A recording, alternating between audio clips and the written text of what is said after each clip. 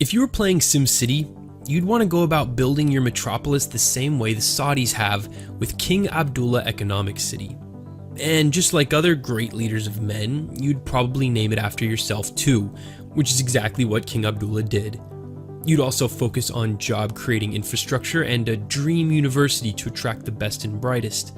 Saudi Arabia is the world's dominant oil producer and is a country that knows how to play the game.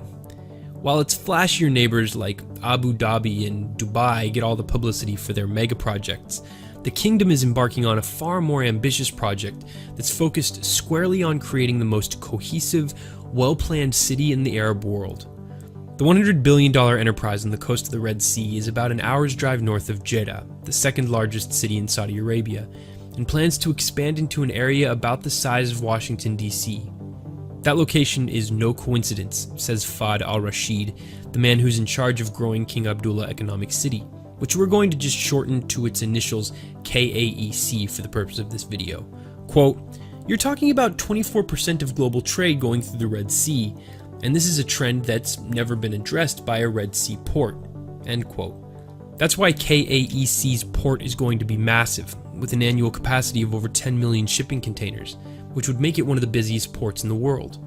So cargo is KAEC's first major transportation hub. The second is Haramain Station, one of 4 stops on Saudi Arabia's planned high-speed rail network that will connect the new megacity to Jeddah, Mecca, and Medina. This will bring thousands of visitors to KAEC right from its inception, with officials hoping that some will naturally take jobs and stay there, fueling its expansion. At first, the whole plan struggled to gain much traction with investors, but, says al-Rashid, then we reoriented ourselves toward building that demand, creating that support, and it's completely shifted. Now we have captive demand, all our apartments are full, and we have waiting lists for hundreds of people, literally, end quote. Part of that shift focused on KAEC's Industrial Valley, which is centered on a large petrochemical plant and has more than 70 countries lining up to set up bases there. And then there's the cornerstone of any thriving city, a great university.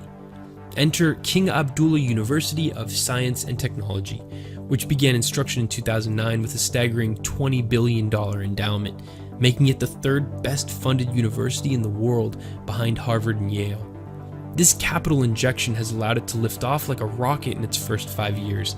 It's recruited some of the best talent from over 60 countries around the world, scientists who've carried the school to an eye-opening 99.9% research record score. The research teams at King Tech are advancing many important fields like solar cell technology and cancer therapy. It teaches in English and is the first mixed-gender university in the kingdom. Plus, with just 1,200 postgraduates on an 8,900-acre campus, there's plenty of room to expand in every direction. With 40% of Saudi Arabia's citizens under 15 years old, the plan is for the megacity, by itself, to create upwards of 1 million jobs for all of those young people to grow into.